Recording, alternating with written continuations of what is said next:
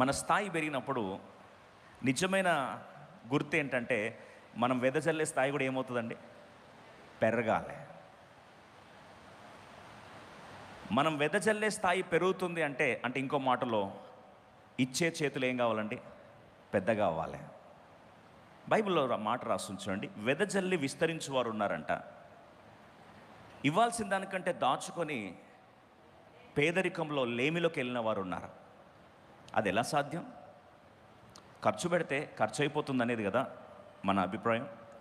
ఖర్చు పెడితే కొండలైనా కరిగిపోతాయి కదా, వాస్తవమే. కానీ అక్కడ రాయబడిన మాట ఖర్చు గురించి కాదు.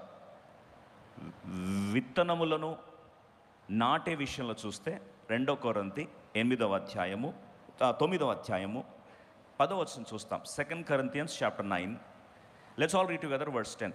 విత్తువానికి విత్తనమును తినుటకు ఆహారము దయచేయు దేవుడు మీకు విత్తనము దయచేసి విస్తరింపజేసి మీరు ప్రతి విషయంలో పూర్ణౌదార్యము భాగ్యము గలవారున్నట్లు మీ నీతి ఫలములు వృద్ధి పొందించుము. ఇప్పుడు విత్తనం విషయంలో ప్రభు మాట్లాడుతున్నప్పుడు దేవుడు మనకిచ్చిన భాగ్యము, ఎప్పుడైతే మనం విత్తుచున్నామో ఎంత విత్తుతే అంత పంటను కోస్తాం. కొంత విత్తినోడు ఏం చేస్తాడు? కొంత పంట కోస్తాడు. ఎక్కువ విత్తినోడు ఎక్కువ పంట కోస్తాడు. ఆఖరిగా ఔదార్యములో దేవుడు మన జీవితాలు వృద్ధి పొందించునుగాక.